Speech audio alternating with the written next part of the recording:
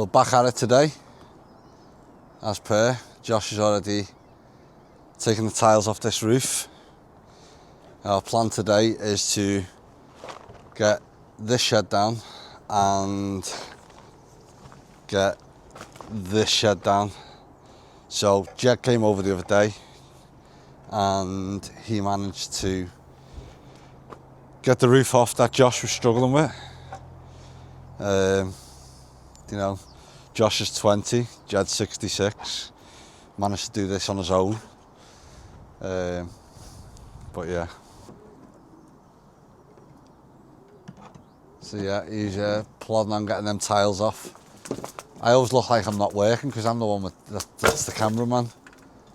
So any tiles that's salvageable, we're putting in a pile and we'll reuse them. And any that's not, it's just chucking down. They're going to scrap pile, ready to go for the bin. So we have tiles usable there and scrap one there. We'll get this fire burning soon. We're just waiting for Mark to come over. Jed potentially coming over this afternoon, but he's got a few things to do. Like I say, he come over the other day on his own. He got that shed, the rest of that down, and then he started ripping the boards off this one. So we need to get this burnt. We need to get that fire pile over there burnt. And getting the rest of that out. What my intention is once these sheds are down, clear this area completely, and then we'll have a pile of plastic, pile of metal, pile of whatever else is needed to get rid of, like the gas bottles and stuff, and then we'll just pile everything up. Hopefully Mark's getting some pigeons on here soon, and hopefully there's a young bird loft going up for Jed so he can race this year. Time will tell. If you are enjoying these videos, hit that subscribe button. Come along for the journey. Jesus! Mark's turned up. Just putting them behind you there, Mark. So yeah, we've got 3 here now. Means we should get plenty done. If I can get off this camera, that is. But yeah, we'll plot. Josh and Mark have just got the rest of this roof off. So now this shed can come down. I don't know how hard it's going to be to come down. Mark's just lighting the fire. But we have managed to save, not all the tiles, but quite a few tiles off the roof. And it saves getting rid of them as well. So obviously, instead of us getting rid of all these tiles, with these ones, and the shed over there as well, they're all pretty much the same sort of profile, so we should be able to reuse them on a loft or a shed or whatever. So that's the plan anyway. So we'll get this shed down, start burning this shed, and then we're going to move on to the other garden shed, emptying that and then getting that burnt as well. So they're going to try and push this shed down. I think it's going. It is going.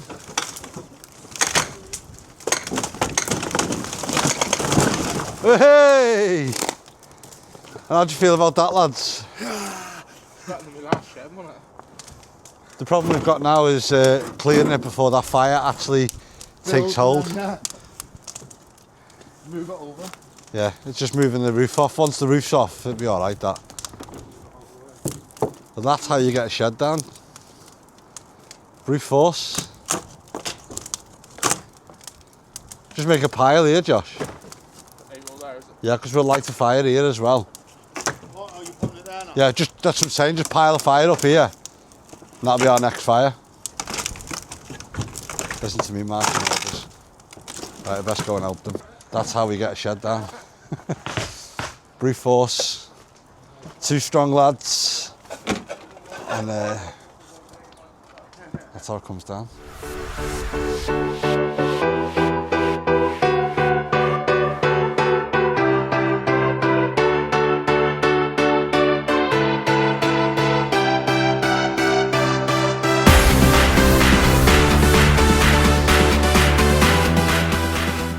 Vision that I had is starting to come together. The only problem is there's probably about 10 skips of rubbish just to get rid of off this plot. So whether I can get skip permits and do it in my van, whether I can liaise with the council and ask them if they can give me a set amount of permits so I don't use my personal permits, and start taking rubbish in the van, because rightfully speaking the rubbish was here when we got here. It's not actually our rubbish, do you know what I mean? So I might see if the council will allow me to take do a load of trips in the van and stuff like that. Granted, it's going to cost a fortune in fuel because there'll be a lot of trips. But yeah, we are trying to salvage what we can salvage, i.e. the pan tiles. There's another pile of tiles over there that we're trying to salvage. But you know, nothing wood-wise and stuff is really salvageable. It's full of woodworms, so even this loft, it's a case of once we can get this down, out the way, which is probably going to be more towards midsummer, sort of end of summer, to start taking this down, and then a winter project to rebuild it once we've got enough funding to rebuild it. But I'll turn this into a little loft just to keep some birds in, whether it be racing over here or just keep a couple of the stock birds in, or just to keep my hand in with the lads on here, to be fair. So yeah, I'm undecided where to go with it, what direction to go with it, but I know obviously we need to get some sheds or lofts for Jed young birds, and we need something for Mark's pigeons as well on the other side. I've got a decent enough setup at home at the minute, so I don't need to worry as such. But obviously the more content we make, the more revenue we bring in, the more it's going into a savings pot, and it'll do for rebuilding these lofts. And you know, we'll document all that and we'll do step-by-step build. I'll be good to go. So we've got Josh starting to take the ridge tiles off this shed. Me and Mark are going to try and get into here, assess how much we've got to empty. I've been in this shed before. Probably do it ripping that door off. But it's just a lot of stuff in it that's just rubbish, to be honest. Do you reckon it'd be worth ripping a side off to get at it? You know, once he's got the tiles off, the side might just rip off. The roof will rip off and it'll probably fall. I reckon he's going to come off dead easy. Do you reckon? Yeah, I think because that was 4x2 over there. Just throw it over that gap there. Reach the fire from here. No, depending on what's in it. Ow. No, not reaching. Oh, definitely. That was close though. That's stabbing me in the... It was close though. Heavy little movement. Yeah, you can see the rattles at the bottom where they've been chewing through the floor. Yeah.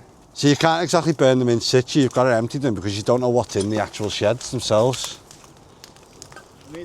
But I think we'll let just in case it falls when we're empty it, I think we'll let Josh take the tiles off the roof. The tiles, 'cause you can't drop them, they'll smash. Yeah, no, we'll do them together. But if we can get the tiles off and then we can assess it. The problem is that everything on here is a hazard. So you don't know whether there's needles in here, you don't know whether there's nails, what you're going to stand on, whether there's a pane of glass underneath the ivy or the bramble that you're gonna go through, cut your ankles open. You don't know, everything just seems a hazard in here.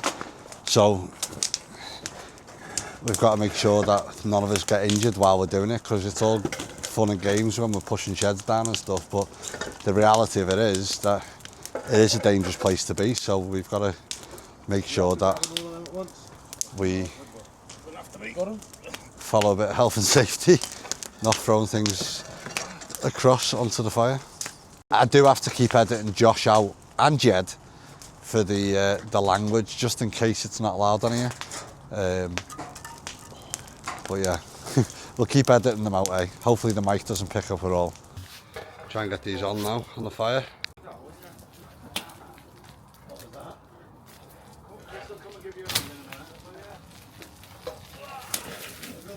three people taking all the tiles off the roof. Walking, this the only bit, leaning and picking them up, walking. We all got these. Why are you picking up these jobs? When it's hard, that's not taken off. You like it done more straight than you have all week? You reckon? But, like to see it.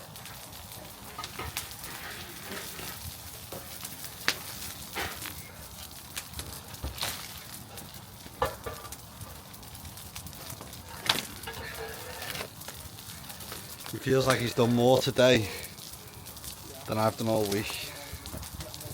That's what Mark says.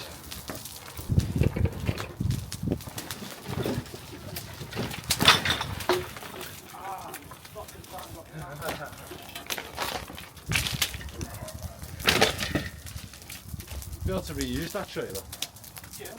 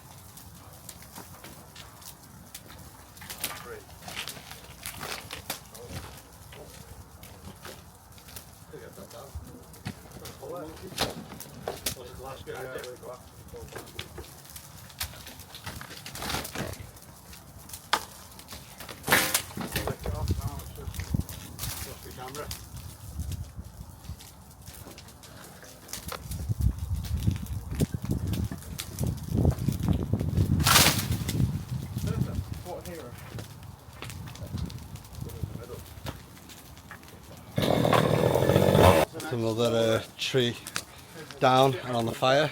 Yeah. So now it's time to empty the shed, get that shed down while these trees burn down a little bit.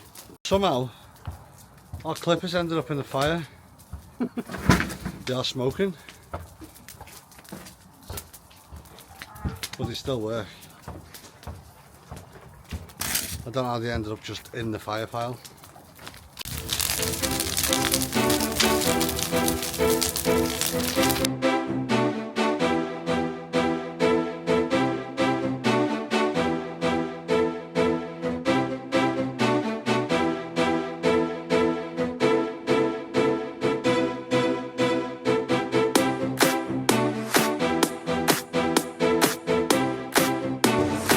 Do you reckon? Yeah. Do you not like the idea of Chris's stud? That's Mark's shed, that. Cleaner than that. That shed's cleaner than yours, that. We had it in your garden.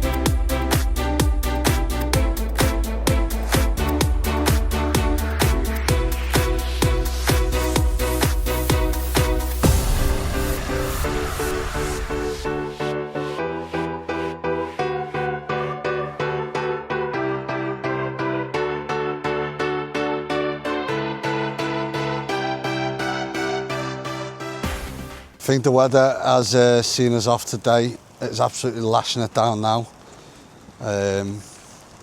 So I think that we'll be calling it a day. But it's about 1:30, 2 o'clock now. So we've got quite a bit done. We've got that shed down and we've collapsed the other shed. Got that shed done there. That one's down apart from the floor. And then we actually just pulled the other shed down and started stripping it. Got the roof off it. So, yeah, so we actually just pulled that down. We'll start sifting through all that. Probably tomorrow or Tuesday, depending on the weather. They are bone waterproof, but clothes on. It's just a bit disheartening when it just starts raining and, you know, puts a little spanner in the works. But we are making progress still, and that's what it's all about. It's about making progress. It's about little bits at a time. Rome wasn't built in a day. But the lads have worked hard. Josh and Mark have worked hard. I've managed to get some footage for you. Not as much as what I'd like to have got. But it is another little bit of progress, another little update. So Mark's trying to get a couple of prices now to get a mini digger in and potentially get some of the rubbish removed. There's a lot of plastic. Obviously there's a lot of scrap metal, so the scrap metal can go to a scrap metal man. Instead of us messing about taking it, we haven't got a waste carrier's license, so scrap metal can be picked up. We'll sort the scrap metal man out, so if you're in the area and you want some scrap metal, we'll put it in a pile and then you're more than welcome to come over and get it. As for the plastic, obviously we've got to get a price to get that removed. As for the glass, the same. We'll bag all the glass up. I can probably just take that to tip. I can't say I can use my van if the council grants some permits, but it's whether they will or not. So we're just exploring all options and getting a few prices just to see what it'll cost. As for being in the shed, there's that many drips and leaks. It's just unbelievable. So yeah, I can't wait to actually get the roof off this, start getting the shed down and start making a bit of progress. I still want to get the floor cleaned out. If you have a look at this now, it's just a puddle of water dripping through the whole roof because there's nothing on it. As you can see, daylight through there.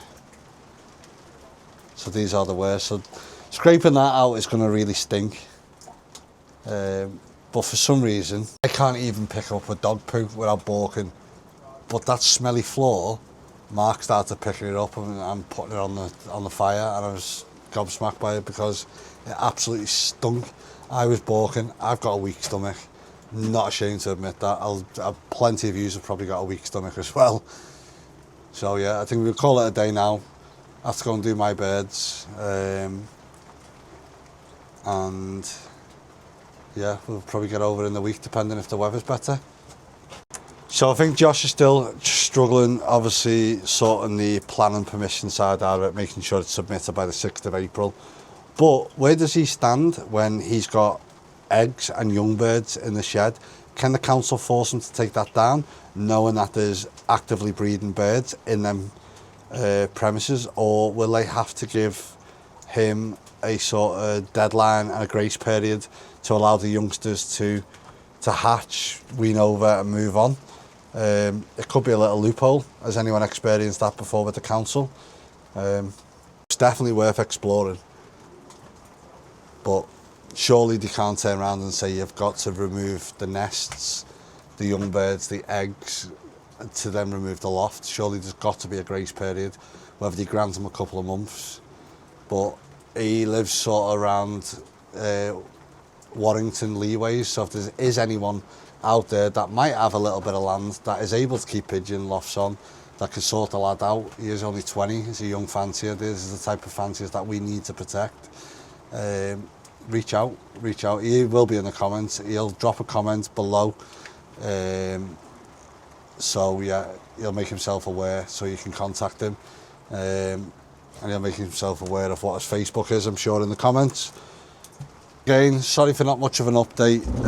As I say, the weather has took a turn for the worst with us now, and we are going to have to obviously pack in for the day.